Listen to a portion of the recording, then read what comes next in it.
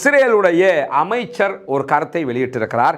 எந்த அளவுக்கு என்று சொன்னால், தங்களிடம் இருக்கக்கூடிய பணைய கைதிகளை எங்களுக்கு தரலன்னு சொன்னால் முற்றுமுழுதாக அவர்கள் தோற்கடிக்கப்படுகிற வரைக்கும் நாங்கள் அவர்கள் மீது தாக்குதல்களை நடத்துவோம் என்பதுதான் எங்களுடைய முடிவு என்பது மட்டுமல்லாமல், அவங்க கூடுதலாக என்ன சொல்றாங்கன்னு கேட்டால், நாங்கள் காசாவை மொத்தமாக கைப்பற்றுவோம். எப்பொழுது இந்த தாக்குதல் நடத்தப்படும், எப்படியான தாக்குதல்கள் நடத்தப்படும் என்கிற செய்திகள் எல்லாம் சிக்னல் என்கிற வாட்ஸ்அப்பை போன்ற வலைதளத்திலே கசிய விடப்பட்டிருக்கிறது. ஷின்பத்தினுடைய தலைவர் பாலஸ்தீனத்தை தனி நாடாக ஆக்கணுங்கிறத உறுதியாக இருக்கக்கூடிய ஒருவர். எனவே அவரை நம்பி நாங்கள் பதவியில் வைக்க முடியாது.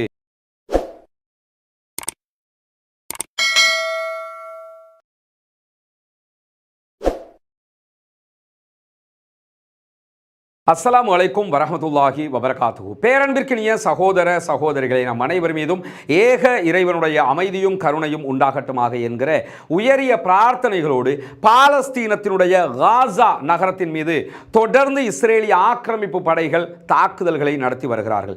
காசாவினுடைய மக்கள் கொத்து கொத்தாக கொல்லப்பட்டு வரக்கூடிய இந்த நிலையில் காசாவில் என்ன நடக்கிறது, காசாவையொட்டி சர்வதேச அளவில் என்னவெல்லாம் நடக்கிறது என்கிற செய்திகளைத்தான் இன்றைக்கும் நாம் பார்க்க இருக்கிறோம். குறிப்பாக இன்றைக்கு வெளியாகி இருக்கக்கூடிய பல செய்திகளில் ஒரு சுவாரஸ்யமான செய்தியும் இருக்கிறது. அது என்ன செய்தி என்று சொன்னால், காசாவுக்கு ஆதரவாக, பாலஸ்தீனத்திற்கு ஆதரவாக தொடர்ந்து போராட்ட களத்தில் இருப்பவர்கள் தான் யமனில் இருக்கக்கூடிய ஹூதிகள்.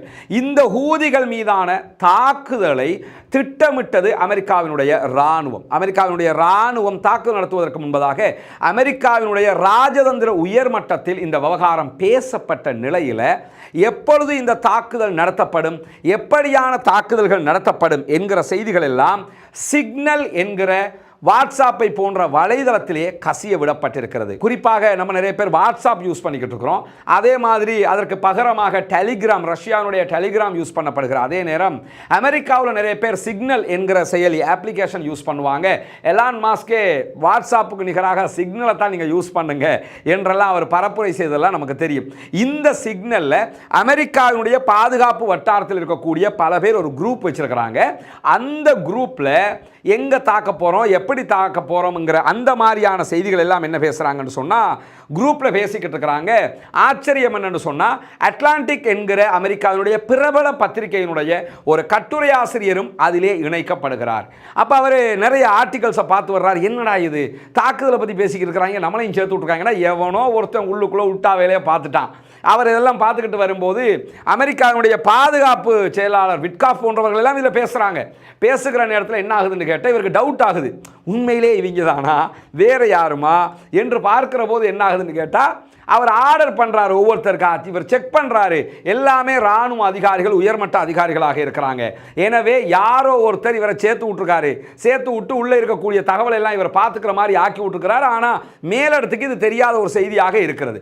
இது தொடர்பாக அட்லாண்டிக்குடைய ஆசிரியர் சொல்லும்போது என்ன சொல்றாருன்னா, எப்பொழுது யமன் மீது அமெரிக்கா தாக்குதல் நடத்துவதற்கு 2 ஹவருக்கு முன்னாடி எனக்கு தெரியும் அமெரிக்கா யமன் மீது தாக்குதல் நடத்த போறாங்கன்னு சொல்லி கட்டுரையில் எழுதி விட்டாரு. அமெரிக்காவில் பத்திக்கிட்டு எரியக்கூடிய ஒரு பிரச்சனையாக இது மாறி இருக்கிறது.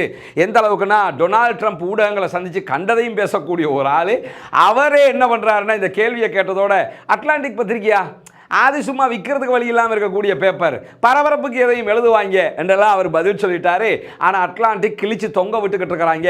உங்கள் இராணுவ லட்சணம் எப்படின்னு கேட்டால், வாட்ஸ்அப் குரூப் மாதிரி, டெலிகிராம் குரூப் மாதிரி, சிக்னல் குரூப்பில் இதெல்லாம் பேசிக்கிட்டு இருக்கிறீங்க, பேசுறது கூட பரவாயில்லை, என்ன மாதிரி ஆக்களையும் சேர்த்துக்கிட்டு பேசுறீங்களே என்று சொல்லி இன்றைக்கு அவர் பேசியிருக்கக்கூடிய செய்திகள் மிக பரபரப்பாக மாறி இருக்கிறது.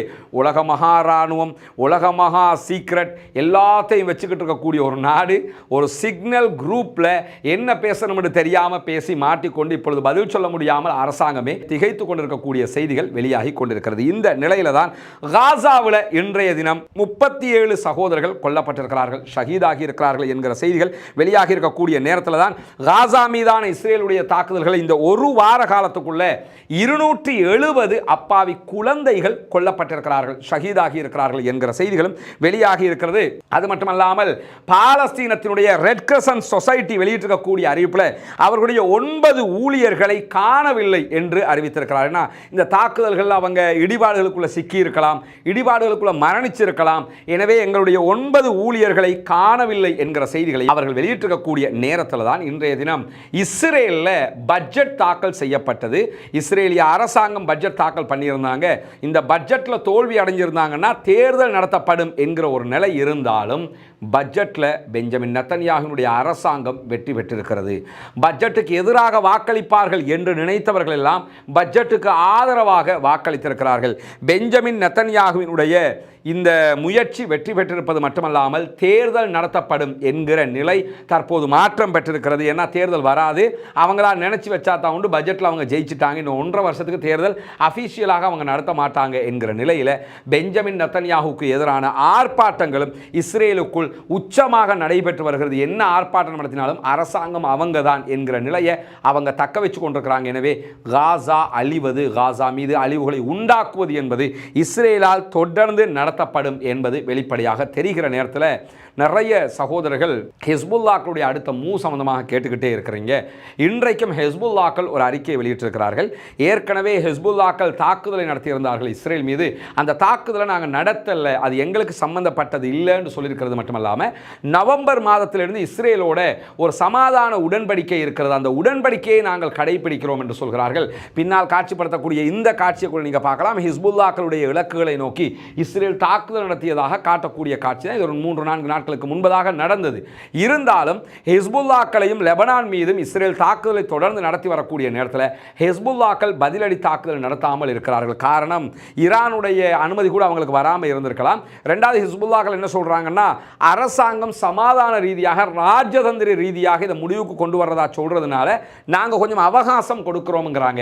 இவங்க அரசுக்கு அவகாசம் கொடுக்குறாங்களா அல்லது ஈரான் இவர்களுக்கு இன்னும் அனுமதி கொடுக்கவில்லையா என்பது ஒரு மிகப்பெரிய கேள்வியாக இருக்கிறது. எனவே ஹிஸ்புல்லாக்கள் தற்போதைக்கு இஸ்ரேலுடனான ஒரு சண்டைக்கு செல்வதற்கான வாய்ப்புகள் இல்லை என்பதும் மிக தெளிவாக தெரிகிறது. இப்படியான நிலையில தான் பாலஸ்தீன விடுதலை அமைப்பு இஸ்ரேலுடைய பணைய கைதிகளை ஒப்படைக்காவிட்டால் உச்சகட்ட விலையை கொடுக்க வேண்டி வரும் என்று சொல்லி இன்றைக்கு இஸ்ரேலுடைய அமைச்சர் ஒரு கருத்தை வெளியிட்டிருக்கிறார். எந்த அளவுக்கு என்று சொன்னால், தங்களிடம் இருக்கக்கூடிய பணைய கைதிகளை எங்களுக்கு தரல என்று சொன்னால் முற்றுமுழுதாக அவர்கள் தோற்கடிக்கப்படுகிற வரைக்கும் நாங்கள் அவர்கள் மீது தாக்குதல்களை நடத்துவோம் என்பதுதான் எங்களுடைய முடிவு என்பது மட்டுமல்லாமல் அவங்க கூடுதலாக என்ன சொல்றாங்கன்னு கேட்டால், நாங்கள் காசாவை மொத்தமாக கைப்பற்றுவோம். 20 ஆண்டுகளுக்கு முன்பதாக காசாவை எப்படி இராணுவத்தை கொண்டு நாங்கள் ஆட்சி பண்ணிக்கிட்டு இருந்தோமோ அப்படியான ஒரு இராணுவ ஆட்சிக்கு நாங்கள் காசாவை கொண்டு வருவோம். 40,000 இஸ்ரேலிய படைகளை காசாவுக்குள் நிலைநிறுத்துவோம். எனவே காசாவுக்குள்ள மொத்தமாக இஸ்ரேல் இராணுவத்தை குவிச்சு முழுவதுமாக காசாவை எங்க கண்ட்ரோலுக்குள்ள கொண்டு வருவோம். எனவே பாலஸ்தீன விடுதலை அமைப்பு எங்க பணைய கைதிகளை தந்துட்டாங்கன்னா இது நடக்காது, இல்லைன்னா இராணுவ ஆட்சி நிச்சயம் என்று மிரட்டி இருக்கிறார்கள். இதற்கு இதுவரைக்கும் பாலஸ்தீன விடுதலை அமைப்பு எந்த விதமான பதிலையும் சொல்லவில்லை. அவர்கள் என்ன பதில்களை சொல்லுகிறார்கள் என்பதை பொறுத்திருந்துதான் பார்க்க வேண்டும் என்கிற நிலையில் என்னென்னா இதுக்குள்ளே தான் அவங்க வாழ்கிறாங்க. இப்போ நம்ம வந்த நேரத்தில் அவங்க இல்லை தலைவர், அவங்க சொல்கிறாங்க அவங்க உடம்பு முடியாதவங்க, மருத்துவ தேவைகளுக்காக வெளியே போயிருக்கலாம். ஆனால் இதுக்குள்ளே தான் அவங்க வாழ்கிறாங்க. இப்போ நம்ம வந்த வழியை நீங்கள் பார்த்துருப்பீங்க. இது டோட்டல் காடு. இது பாருங்கள், யானை வேலி இந்த மாதிரி அந்த சும்மா கம்பியை தான் அடிச்சிருக்காங்க. யானை வேலி கிடையாது, அது சும்மா கம்பியை தான் அடிச்சிருக்கிறாங்க. இதுக்குள்ளே தான் அவங்க வாழ்கிறாங்க. இதெல்லாம் கற்பனை கூட, அதான் நம்ம நினச்சி கூட பார்க்க முடியாது. நம்ம இப்படியான ஒரு இடத்துல எப்படி இவங்க வாழ்கிறாங்கங்கிறத இங்கே நீங்கள் பார்க்கலாம். இதெல்லாம் அந்த ஓலைகளால் செய்யப்பட்டது, படலும்பாங்கன்னு எங்களோட ஊரில் ஓலைகளால் செய்யப்பட்ட ஒரு நிலை. எடுக்க முடியலை, ஆனால் இதுக்குள்ளே தான் அவங்க வாழ்கிறாங்கன்னும் போது ஆச்சரியமாகவும் கவலையாகவும் இருக்குது. புனிதமிக்க ரமதானுடைய மாதமாக இருக்கிறது. ஜக்காத்து சதக்காக்களை அள்ளி கொடுக்கக்கூடிய மாதமாக இருக்கிறது. நபிகள் நாயகம் ஸல்லல்லாஹு அலைஹி வஸல்லம் அவர்கள் வீசுகின்ற காற்றை விட வேகமாக இந்த நேரத்திலே நிறைய சதக்காக்களை, ஏழைகளுக்கான தர்மங்களை செய்வார்கள் என்கிற செய்திகளை எல்லாம் நம்ம சஹீஹுல் புகாரி, முஸ்லிம் உள்ளிட்ட ஹதீஸ் கிரந்தங்களில் பார்க்கிறோம். அதே நேரத்தில் இஸ்லாம் கொடுத்திருக்கக்கூடிய மிகப்பெரிய ஒரு நன்மையான காரியம் என்னென்னா, 8 கூட்டத்தாருக்கு ஜக்காத்தை நாம் பங்கு வைக்க முடியும். அதிலே மிக முக்கியமான ஒரு கூட்டத்தார் தான் முஅல்லஃபத்துல் குலூப், உள்ளங்கள் ஈர்க்கப்படுகிறவர்கள். இஸ்லாத்தை நோக்கி கவரப்படுகிறவர்களுக்கு நாம் ஜகாத்து பணங்களை கொடுக்க முடியும். தொடர்ந்து பல கட்டங்களில் பல பேருக்கும் நீங்கள் ஜகாத்துகளை வழங்கி வருவீங்க. இம்முறை தயவு செய்து இந்த மக்களுக்கான வீட்டு திட்டத்தை ஆரம்பிப்பதற்கான முயற்சிக்காக உங்களால் முடிந்த ஜகாத்துக்களை வாரி வழங்குங்கள். ஷின்பத்தினுடைய தலைவர் ரோனன் பார் என்பவர் ஏற்கனவே பதவி நீக்கம் செய்யப்பட்டிருக்கிறார். பெஞ்சமின் நெத்தன்யாகுனுடைய அரசாங்கத்தினால பதவி நீக்கம் செய்யப்பட்டிருக்கக்கூடிய நிலையில் ஷின்பத்தினுடைய தலைவருடைய பதவி நீக்கத்தை இஸ்ரேலுடைய உயர் நீதிமன்றம் இடைக்கால தடையும் விதித்திருக்கக்கூடிய நேரத்தில் ஷின்பத் தலைவருக்கு ஆதரவாக பெருகிய அளவில் ஆர்ப்பாட்டங்கள் நடைபெற்று வருகிறது, போராட்டங்கள் நடைபெற்று வருகிறது. இன்றைக்கு இஸ்ரேலுடைய வெளிவிவகார அமைச்சர் ஒரு கருத்தை சொல்லும்போது என்ன சொல்றாருன்னா, ஷின்பத்தினுடைய தலைவர் பாலஸ்தீனத்தை தனி நாடாக ஆக்கணுங்கிறத உறுதியாக இருக்கக்கூடிய ஒருவர். எனவே அவரை நம்பி நாங்கள் பதவியில் வைக்க முடியாது. ஏன்னா அந்த பேச்சுவார்த்தைகள் கத்தாரில் நடந்ததுல எல்லாம் ஷின்பத்தினுடைய தலைவர் வந்து ரொம்ப நெகிழ்வாகத்தான் நடந்தாருங்கிற செய்திகளை நம்ம பின்னாடி பார்க்குறோம். அது என்னன்னா, டெய்லி நம்ம சண்டை பிடிச்சிக்கிட்டு இருக்க முடியாது. எங்க மக்களும் செத்துக்கிட்டு இருக்காங்க, அந்த மக்களும் செத்துக்கிட்டு இருக்காங்க. எனவே சண்டை பிடிக்காம அவங்களுக்கு அவங்க நாடு ஒரு பகுதியை கொடுத்துட்டு போயிட்டோம்னா முடிஞ்சு போச்சு என்கிற ஒரு நிலைப்பாடு ஷின்பத்தினுடைய தலைவருக்கு இருந்ததாகவும் அதை வைத்துத்தான் அவர் பதவி நீக்கம் செய்யப்பட்டிருக்கிறார் என்கிற செய்திகளும் இன்றைக்கு வெளியாக இருக்கு. அல்லாஹு ஆலம் என்ன நிலை என்பது வருகிற செய்திகளை பொறுத்து தான் இருக்கிறது. உண்மையிலே ஷின்பத்தினுடைய தலைவருக்கு அப்படியான ஒரு நிலைப்பாடு இருந்திருந்தது என்று சொன்னால் கொஞ்சமாவது மனிதாபிமானம் இருக்கக்கூடிய ஒரு மனிதனாகத்தான் அவர் இருப்பார் என்பதை நாம புரிந்து கொள்ள முடிகிறது. அதே நேரம் நமக்கெல்லாம் தெரியும், அதாவது பாலஸ்தீனத்தை பற்றி பிரபலமாக எடுக்கப்பட்ட திரைப்படம் தான் நோ அதர் லேண்ட் என்கிற திரைப்படம். இந்த திரைப்படத்திற்கு ஆஸ்கார் விருது வரைக்கும் பெற்றிருந்தோம். இப்படியெல்லாம் பெற்றிருந்த நிலையில் அந்த திரைப்படத்தினுடைய தயாரிப்பாளரை இன்றைக்கு இஸ்ரேலிய ஆக்கிரமிப்பு இராணுவம் கைது செய்திருக்கிறது என்கிற செய்திகள் வெளியாகி இருக்கிறது. ஏன்னா நோ அதர் லேண்டுங்கிறது சர்வதேச மட்டத்தில் ரொம்ப புகழ்பெற்ற ஒரு திரைப்படமாக மாறி இருக்கிறது.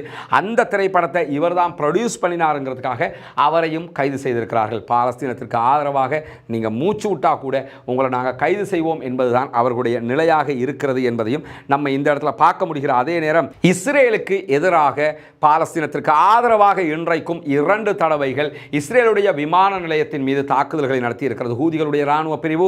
இன்றைக்கும் அவர்கள் பாலஸ்டைன் 2 பாலிஸ்டிக் ஏவுகணைகளை தாக்குதல்களாக நடத்தி இருக்கிறார்கள்.